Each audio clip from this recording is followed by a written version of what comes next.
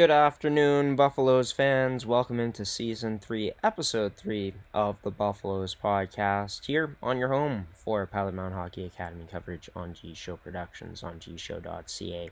I'm your host, Graham, the G-Show Forsyth, and today we're doing something a bit different with our sponsorships. Of course, we are supported by Goaltenders, Can Central Sports Cards and Memorabilia, Terraco, Movement, Fitness and Performance, and Elite Prospects. Thank you to them for, like I already said, supporting us and continuing to do so through into this 2025-2026 season. We've also brought on some new sponsors this year, but what we're going to be doing is showcasing Pilot Mound sponsors and partners for that academy specifically throughout this episode. So that's what you're going to see below on the bottom of your screen as this episode continues along. But yeah, we got some great stuff to get into today. I'm going to be joined by Gordie to start things off as I reposition my camera here. But U18 superstar standout for Pilot Mound Hockey Academy, Cole Landerville, and superstar goaltender for the U17s and Gavin Hildebrand are also going to be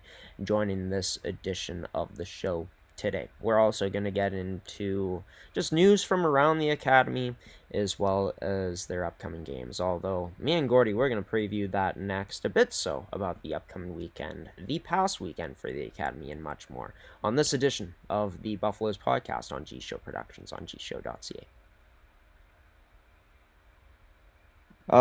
Welcome to this week's edition of the Buffaloes podcast. Joining me, Gordie Tummelson. Gordie, new foundation created by Pilot Mound Hockey Academy that you were telling me a bit about before we went live here for this interview. Can you, describe to our viewers what exactly Pilot Mound has cooking up in that regard? Well, these not-for-profit found. First of all, thanks, and good to be here, Graham. It's always nice. These foundations are interesting. They're not-for-profit foundations, which allows organizations to funnel money through charitable or again or not-for-profit or a business, so that more monies can be used for good things, community stuff. We're involved in seniors programs. Our kids go down to the local seniors residence. There's three of them in Pilot Mound, and they go down and play cards and do things all winter long and in the spring and et cetera, et cetera. And so they like to take stuff down there, little prizes, little gimmicks, little things, and it all costs money, et cetera, et cetera. And so those kind of things happen. We do lots of stuff out in the community. We rent ice in the community, and when I say the community, we got Carmen, Winkler, Morden, all the little towns around Manitou, Killarney, and Crystal City, those kind of places. We rent ice all year long at those places, not for us, but for programs that we offer to the kids. And so those are all costs, and it adds up to between $5,000 and $10,000 a year, I think. And so the monies that would come in on a regular sponsorship, will be all taxed and all those things. Where now we're saving that money and being able to take those, instead of going to the taxes, we're able to put back into the community and cut the cost of the registration for an individual kid coming. So it's $50 last year, maybe $25 this year, kind of a thing. So we're using those kinds of funds to do more things, whatnot. We have a pumpkin decorating contest coming up in Halloween, and we got to buy the pumpkins. I know we're on a farm, but we still got to buy pumpkins.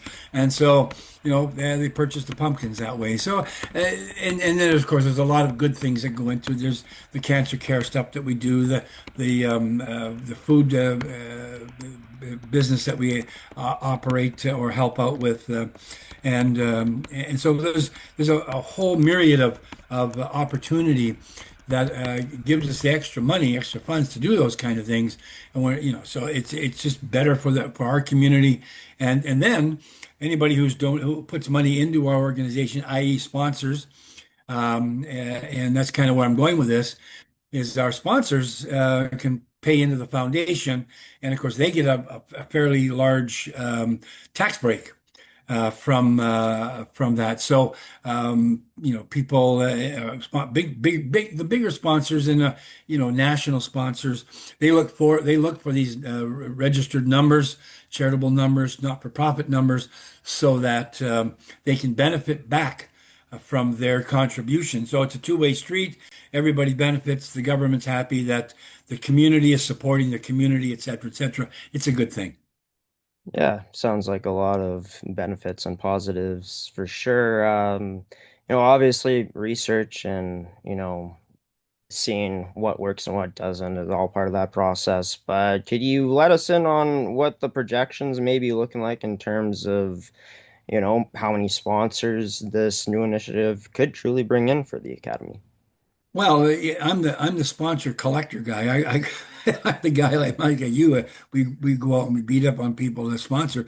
It'll be easier. I think we've got 10 listed sponsors so far this year without the foundation, and at a reasonable amount of money.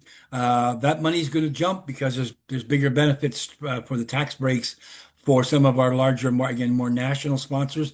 They wait for this? They were waiting for this number, so I'm hoping that we'll add five or 10,000 more dollars into our pocket, maybe more, another two, three, or four or five sponsors this year. And that opens the door for much, much more beyond this season. It's just kind of a plant the seed as a sort of a farming community statement. We plant the seed, we nurture it in year one, and then in year two and beyond, it should take off for us pretty nicely. So we're looking forward to some of those good things happening. Again, as you said, the features and benefits are great for both the academy, the community, and the sponsors alike. It's a win-win-win situation for sure. Yeah, no doubt, and excited to see how that rolls out for the academy this year and as time goes along. As for teams in the academy, they're starting to roll out and play more and more as we get closer to the regular season starting. Three programs, I believe, were in action as we talked about last week. Gordie, will start off with the U18 female side of things, a team we actually got to see twice here on our U screen service for the 2025 Central Plains Capital Showcase. Quite a way to end off their first game. Gordie coming back, erasing a two-goal deficit in that third period against Central Plains. Face some of the top teams from around that league in the MFHL. Take us through, I guess, from your perspective, how this week went for the U18 females. I think it went way better than it has gone even up to this point. So the more they play, the better they get. And you're correct. And you'd be better off because you watched all those games. I watched bits and pieces of it. We had so many games in the weekend, watching bits and pieces here and there. But yeah, tying Central Plains and really having a really good game against Central Plains. I mean, that was a good game both ways, and good, exciting hockey. And we came back, and good on the girls to have the fortitude to do that. They now know they can come back. And as a new unit, as a whole new group of girls that haven't ever played together before, now playing together and playing hard for the Buffalo on the chest. So that works out nice. Yeah, the other three games were good games. Westman game was a close game, 5-2. The other two games were a little bit more blowout, but not too serious. And those three teams are the core of the four best teams in Manitoba: Westman, Abros, and the Ice, and the fourth team I forget now that played. So anyway, they all played. Eastman. I'm sorry, Yeah. and so all those teams played, and they're just absolutely powerhouses, and they battle like heck all year long against each other. So a brand new team out of Pilot Mound is going to have a tough time keeping up with those three, and good on those three. I mean, they're great programs, and we love to see them, and they excel, and it's good for our girls to play them. Okay, this is what Manitoba's got. We're going to see what the rest of the other provinces have later on, and good on us. But good games. Our goalies get a good workout all the time, and that's never a bad thing. They try really hard, and some of the easier games that'll come along later on will be easier for them, and hopefully they'll be up to the task at those point. But yeah, good games, good weekend. Four games in 3 days is a lot of hockey, and the girls have played three weekends in a row. They barely come back. They get their laundry got done, and they're back on the road again. So yeah, it's been busy for them. I think they get a weekend off coming up, so that'll be nice for them. Maybe play one game. I think Play one one. game against Balmoral Hall coming up. But yeah, Eastman defending champs. I haven't seen all the stats from all the leagues last year, but you can make an argument that they were the best defensive team around the province. The Winnipeg Avro was a finalist last year, high-powered offensive skilled team. And then Westman, an anomaly last year is they finished about seventh place in the regular season, usually within that top four. They got a lot of good talent coming back this year from last year's young team and even adding in from Brandon's side. But Gordie, what I found was great was a team that was, I guess, out of the four opponents they played more so on the Buffaloes level in that Central Plains game. They were able to take advantage in that third period of some Capitals mistakes, and that was because Pilot Mound just kept playing big saves from Ren Hall and capitalizing on their opportunity. And I think that to start off the weekend, a great moral victory to take away from itself because, of course, no overtime or shootouts in that showcase since it's just about getting those three periods in play. But coming up, all Manitoban matchup against the CSSHL opponent against Balmoral Hall at the Hockey for All Center. On the 28th at 5:30. Balmoral Hall, always nice to be able to see them. How nice is that to be able to have that challenge of someone that's a really good school, really good history, being so close to Pilot Mountain? Well, you said it. Really good school, really good history, really good hockey teams, good coaching. Everybody's just, and, coming out of Winnipeg and in southern Manitoba, these teams that come out of here, and of course, they get kids from all over as well, all over North America, not just from here, but for the most part, they're local people. It bodes well for Manitoba hockey, for Manitoba female hockey in particular. They're really good.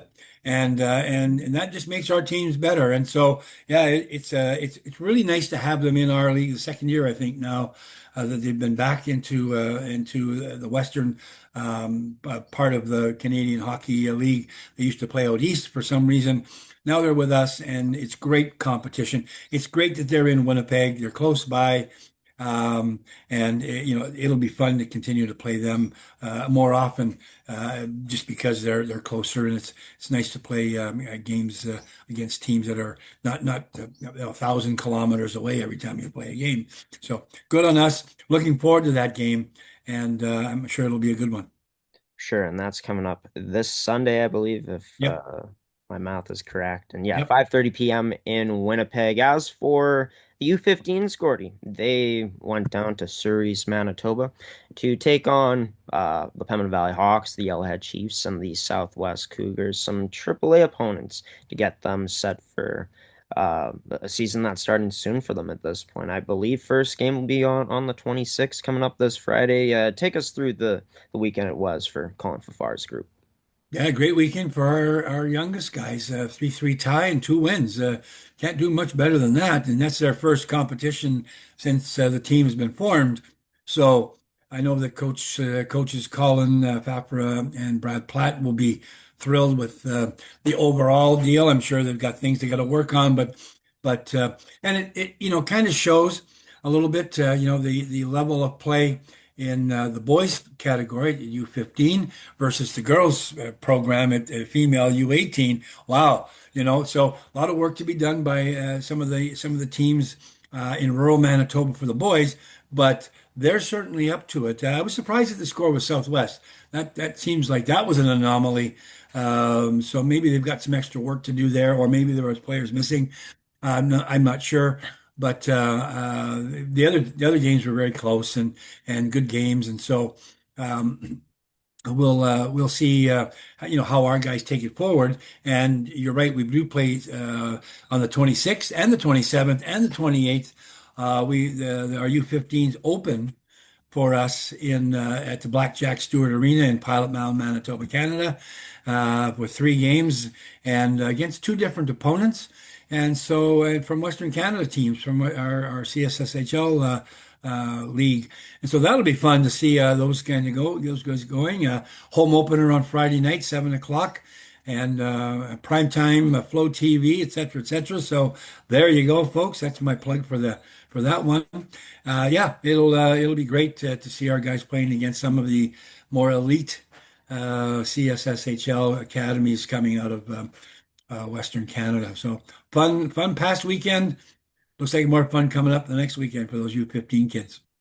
Yeah, and things are going to be ramping up here soon. Mhm. But you speak about how maybe an anomaly with Southwest and maybe those AAA teams could use a bit more work heading into the season, essentially. But doesn't that speak to this U15 group also progressing and also seeing them go up against these opponents and seeing closer, results in the process?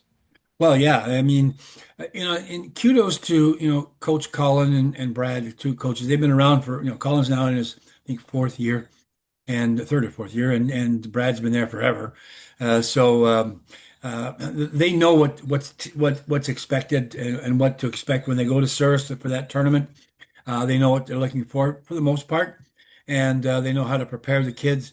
And a great scouting job. I mean, I know I talked to Colin just when he got back into town, back into Pilot Mound a couple of 3 weeks ago, and he spent all summer, still scouting, still signing players, getting the best kids possible that were still available, and looks like they've done some of that. Well, I guess we're going to find out even more so this coming weekend. But he worked really hard over the summer to, you know. Find those extra good players that were still out there that were looking for a nice home and a good place to get a good education and some great hockey. So lots of work. It's not easy being a coach scout, signing guy. Those coaches have to do, but they work hard at it, and they're getting better at it. And good on us. We reap the benefit, and so do the kids. Certainly, and for this U15 group, Gordie, last year's team ended up making it to the finals and ended up being finalists in Division Two Mhm. over there. As for this season, they'll be kicking off their 2025-2026 CSSHL regular season schedule this Friday night coming up against Edge School. They're also playing South Alberta Hockey Academy in a doubleheader. I guess back-to-back days, the Yeah. Saturday and the Sunday. As for the U17 score, the only other team that ended up competing for Pilot Mound this past weekend against a familiar opponent, as we talked about, Rink Hockey Academy Winnipeg. How'd things go? Haven't seen the score posted anywhere, maybe on X, but I'm currently locked out of my account, so got to rely on you for the scores here, Gordie, in the Well, preseason. it was a 7-1 game. I think it was a 2-1 game going into the third period. So our guys, I think, played pretty darn well. I know Gavin Hildebrand was our starting goalie. He was brilliant. He was absolutely stunningly brilliant in the first. And Yuki Kito, who replaced him, was good. He wasn't able to keep up the pace that Gavin. But Gavin's been on Team Manitoba. He's a Team Manitoba rep at the moment. There's some more tryouts coming up this weekend that he's going to be at in Winnipeg. And so, but he was great. The team played pretty, it was their first game, our first game. It's always our first game against the rink, and they always have 2 or 3 games ahead of us. So, oh my gosh, and they, they do attract some better players out of Winnipeg in particular, and so it's usually a struggle at the beginning. We find ourselves to be not on par, but much closer as the season progresses. So we're looking forward to that same sort of scenario, and that's good. I mean, that's good for us. We know where we belong in this one, and so we're pleased with the effort the kids put in. No quit. That's and the girls. The same for the girls. No quit. That's really important. It doesn't matter what the score is. The no quit thing is really important, especially at the start of the season. Yeah, you might not think things are going to go well, but if you don't quit on yourselves and you work hard in practice, all of a sudden good things happen. The other teams may not progress nearly as much as you do, and all of a sudden games are closer later on. So that's what we look forward to. And of course most the kids are all there to move ahead in their hockey career. But that's not the most important thing they come to Pilot Mound for, is to continue their education. They're maturing as young adults, and they're becoming community members, and those are all things that we work on sort of every day out there. So it's there's a lot more than just the hockey. So the results on the ice might not be prime, but certainly they're good results for us in every other aspect of the game. Yeah, and by the sounds of it, like you said, like pretty close game there for a while at 2-1. And you mentioned how usually as the season goes along, these two teams get closer in terms of the results in their games and stuff like that. But to know that it's their first real competition of the season with each other, even though there's a good amount of returning players coming up to this team and players that have played at, the U15 age group, players like, Gavin Hildebrand, Maddox Ramage on this year's U17 team. To have those pieces show a lot of promise so early on, Hildebrand as well as Keto and Net. Rick McConnell must be a happy camper knowing he sees, I'm assuming, a lot of potential in this year's group. Yeah, I mean, Rick's an optimist, although you you would never know it. Talking to him I was talking to him before the game at the rink, and he's smiling, he's nervous, he wants his team to be good, and yada yada, and so he puts on his grumpy face and goes in there and coaches, and but he's an optimist. He knows. He's been around a lot, well, all 11 years for us, and he was a junior coach and a AAA coach. So he knows the deal. He knows it takes time. It's a process. They're in the beginning of the throes of the process. We give our teams right to Christmas to sort of catch up, evolve as a group that gets to know one another. Remember, our kids are coming from Europe, the United States, Canada, of course, and Asia. So we've got kids from all over, and English sometimes is a problem, and just getting the right terminology and all those other feelings and all that education and all those things, that big huge mix, and then the players have got to figure out how they fit in with each other in those scenarios. So yeah, it's a process, and we're patient. We wait and see, and again, if the kids don't quit on themselves. The season seems to always work out better for them, and they all benefit from the experience.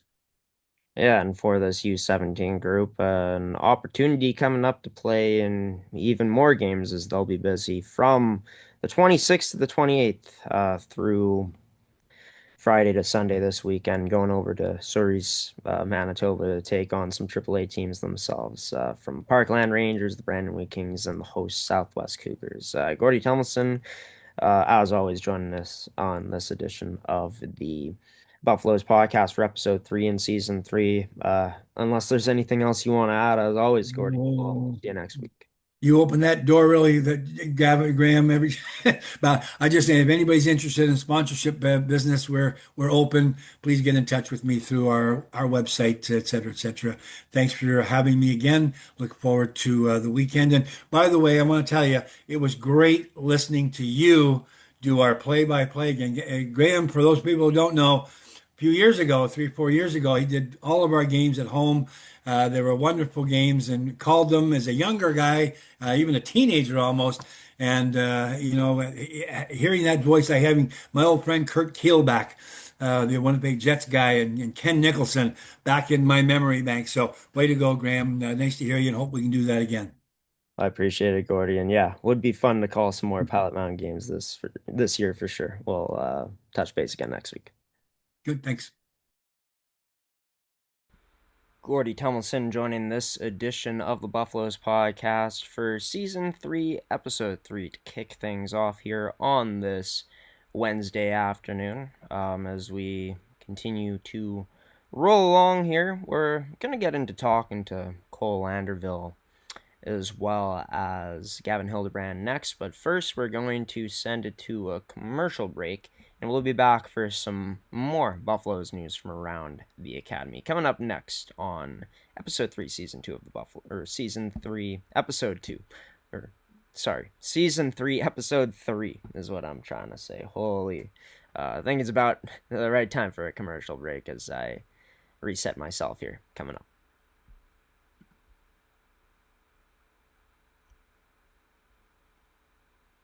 Can Central Sports Cards and Memorabilia offers the widest selection of sports cards and signed memorabilia in the city.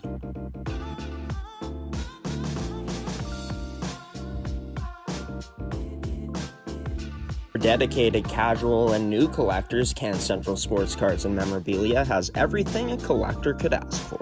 Everything we sell is stored with care, and with help from our knowledgeable team, we'll help you find exactly what you're looking for. We carry Upper Deck hockey card brands like Series 1 and 2, The Cup, Ultimate, SPA, and plenty more. So what are you waiting for? Come down to Can Central Sports Cards and Memorabilia, Winnipeg's premier sports cards and memorabilia store.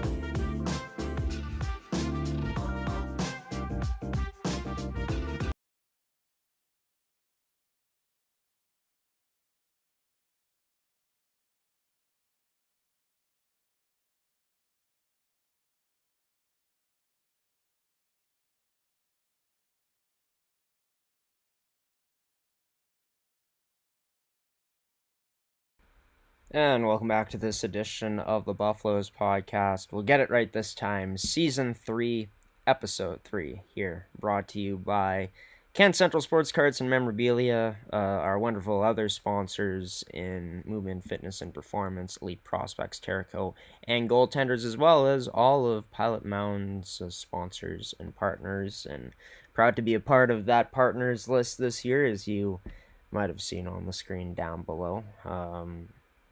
In the big time here on G-Show Productions with Pilot Mound Hockey Academy. And speaking of Pilot Mound Hockey Academy, they had some teams in action this past weekend. As me and Gordie talked about, their U18 female prep program was in action in Portage la Prairie, Manitoba, take on various opponents from the Manitoba Female Hockey League. And in the very first game of the tournament for the Buffaloes, or rather I should say, that preseason showcase, down 3-1 in the third period of action. The Buffaloes, as mentioned with Gordie Tomlinson, would keep pushing where they'd erase that 2-goal deficit. Let's look at how it happened. So, a bit earlier on in the third period, breakdown here allows for Pilot Mound to set up a 2-on-1 and putting it into the back of the net is Bella Ferguson. Pilot Mound's within one into the final moments of this game. That was Laycock blocking front off the shot there by Constant. Centering pass scores! Lauren Nitchipwrick ties it with 7.3. By the way, that's new G-Show Productions announcer Anthony Bailey on the call. Riley Sanders ends up scoring the game-tying goal with under 20 seconds to go in regulation there to force the tie against the Central Plains Capitals. Of course, in that showcase, no overtime or shootout. What an overtime that would have been.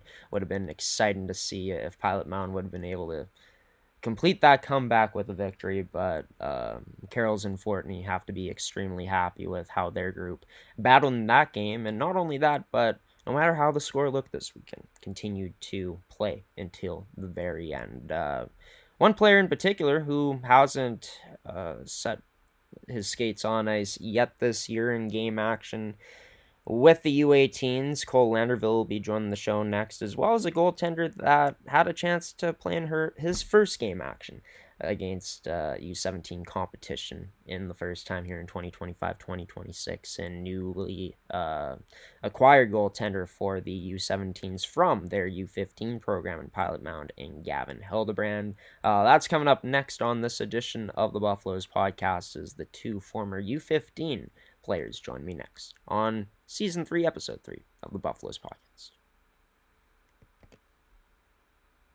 U17 prep goaltender Gavin Hildebrand and newly acquired U18 forward, I guess, from their U15 program in Pilot Mound and Cole Landerville joining this edition of the Buffaloes podcast. Fellas, it's been quite an eventful offseason for you both, making it to the U16 team, Manitoban team. I know they're, from what I've heard, there still cuts to be made, but talk about what that experience has been like, being able to try out through this process, getting to this point to potentially represent your province. Yeah, it's been awesome, and the compete there is all obviously amazing, and a lot of good people, great players too. So practices are intense. Still a couple cuts to be made. We have games this weekend, so hopefully perform in that and hopefully make the team to represent our province. What about for you, Gavin? What's this experience been like, having an unreal year back in U15 and being recognized to this point where you're into the final rounds with Team Manitoba? Yeah, it's been amazing. Lots of fun. Players are unreal. Just having lots of fun, enjoying the moment, and just do my best, and we'll see how it goes. And even before this whole process, both of you got selected into the WHL. Congratulations on that. What was that like, going through that draft process and hearing your name selected, or seeing your name selected, I guess? Yeah, it was super surprising, but it was an unreal moment. I couldn't believe it. It's always been a dream of mine. So just getting picked by Penticton was a dream come true, and I'm so happy they picked me.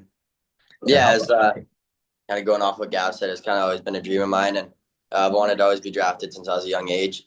It was definitely a long process. Definitely a couple nights there leading up where I didn't get much sleep and was nervous, but I couldn't be happier to go to Edmonton. They're such a great organization, and just experiencing that with like my dad and my mom and sister and family there it was awesome and surreal, and I couldn't ask for a better moment. Oh, I bet one of those once in a lifetime moments, right? And I mean, Edmonton and Penticton both getting really great players. And you, Cole, for Edmonton, and you, Gavin, for Penticton. But both of you have had a chance to play a few years in Pilot Mound Hockey Academy leading up to this. How would you say that the development side of things, choosing this academy, has panned out so far? I feel like pretty good given everything you have both accomplished in the short amount of time. Yeah, no, for sure. Being here for 2 years, going on three, learned so much. I would recommend it to anybody. It's amazing. You're on the ice every day. You're working out every day. The coaching here is awesome. Last year I had Colin and Brad, and they're unreal. I couldn't ask for better coaches. And this year with Mason and Flo, like they're amazing coaches, and they push you every day. And especially Flo in the gym too. He's a trainer. You get so much better here because there's so much more opportunity. I think great people here too, from ownership to staff to cooks. It's just such a great experience. Right. And I mean, I feel like all those positives, very well true from everything I've heard and just what the players say. For you, Gavin, I feel like you agree along those lines of what Cole said. Anything you like to add on to that? Yeah, just being on the ice every day goes a long way. It's a type of thing every hockey player wants to go through. So I've just taken in every moment, love the coaches, love all the staff. They've helped me so much in my career, and just can't wait to keep going this season. Yeah, and of course the season, I guess, kind of got underway for you this past Saturday, Gavin, being on the U17 squad, going up against a pretty good team in RHA Winnipeg. From my conversation with Gordie Tomlinson, sounds like you gave your team a chance up until the very end, until Yuki Kito came in. But yeah, take me through what that was like facing U17 action for the first time. Oh, it was amazing. I felt all the older kids I played in the summer and all the camps I went to really made a huge difference in how I played this past weekend against RHA. I felt super confident, just kept doing what I was doing all summer and seemed to work out. Had 2 goals on 30 shots, not much better you can ask for. Just lots of fun. I haven't had that much fun in a game in a while, so it just felt that super good to play that well. Yeah, I bet. And I mean, the sport only gets better the more fun you have, right? Would you say that's probably when you're at your best, when you're in that mindset and you're just going with the flow of things, just playing like you were this past Saturday? Oh yeah, for sure. When you're having fun, it's pretty easy to have a good game, play well. So not much more I could ask for.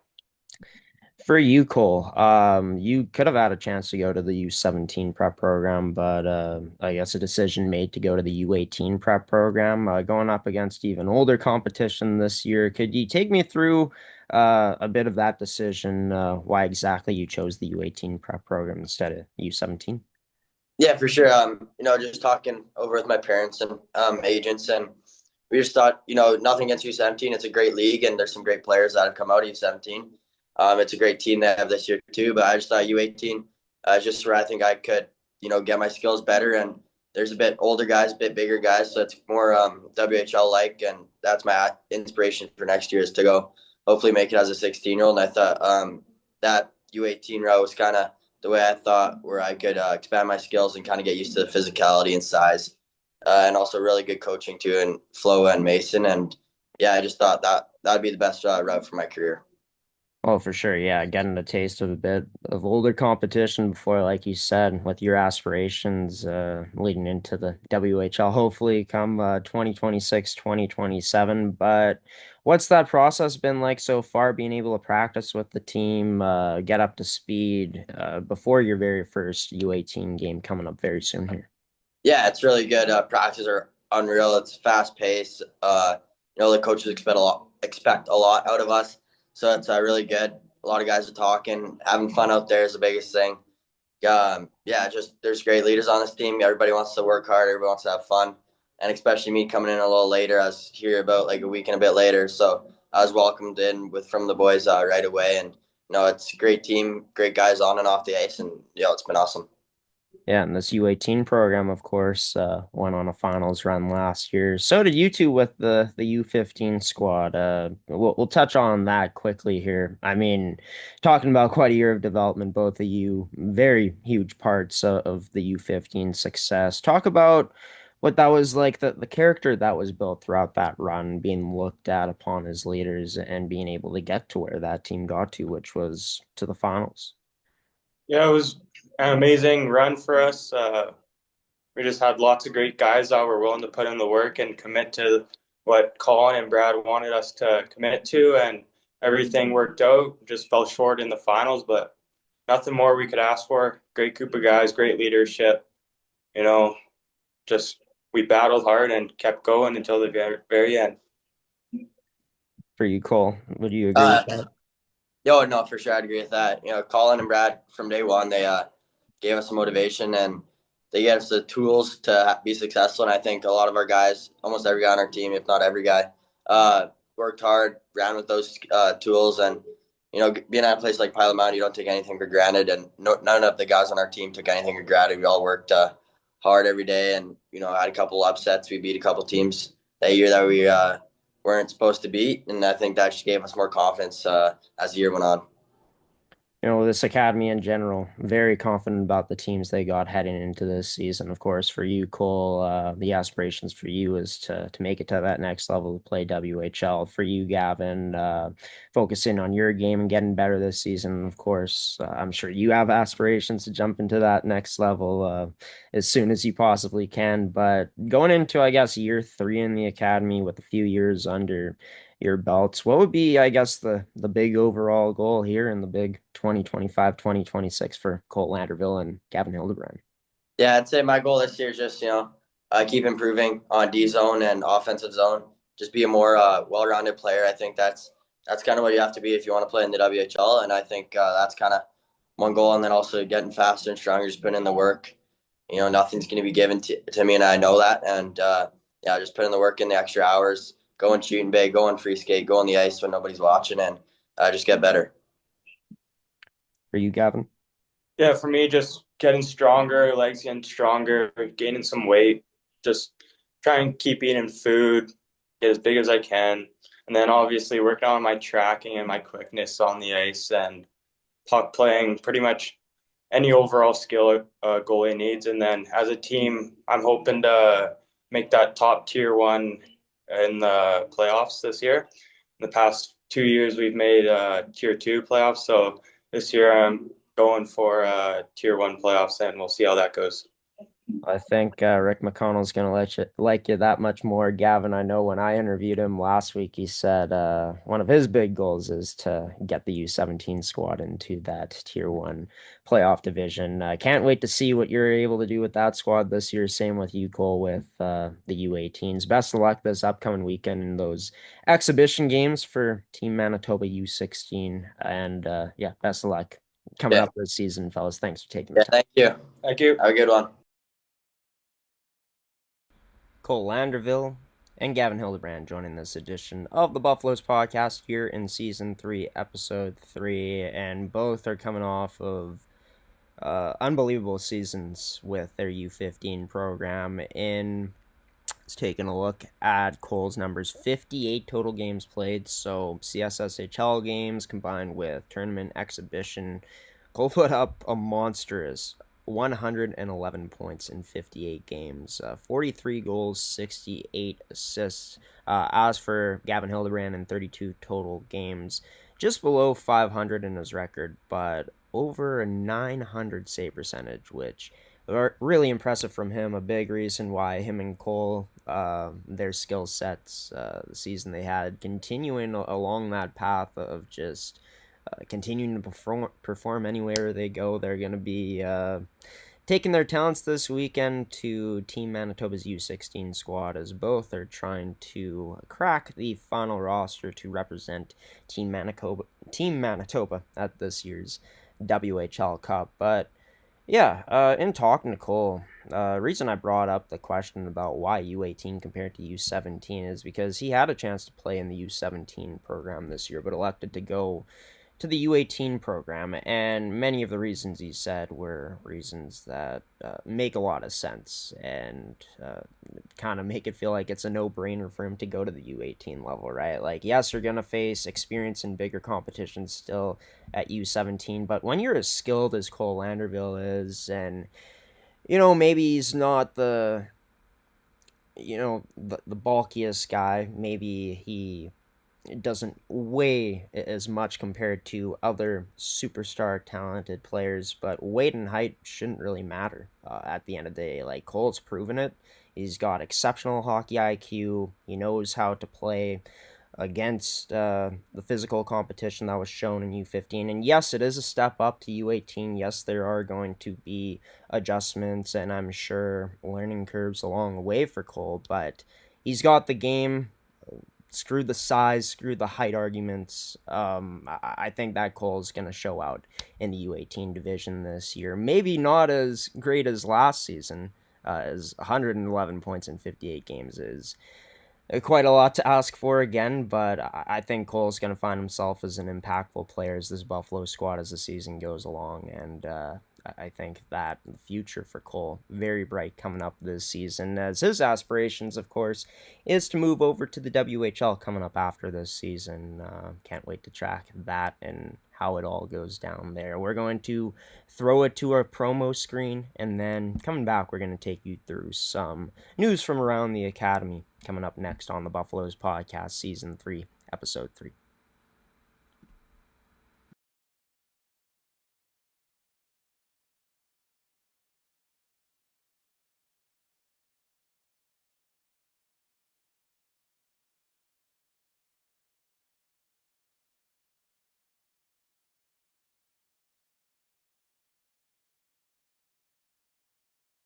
And welcome back to the Buffaloes podcast, everybody, as we roll along here, 12:44 currently on this Wednesday, September 24th. It's our final September show of the year 2, I believe. As yes, next Wednesday is going to be October 1st. So, yeah, it's been a fun September. Been fun getting to preview these teams and get to see, some of them in action. Got to see the U18 female group with my very own eyes this weekend for 2 games down at Stride Place Arena in Portage la Prairie. Of course, all games are available on our Uscreen service archive there. There is a paywall, but for those that have already paid for the games, should be getting the second Buffaloes game 22 at some point today.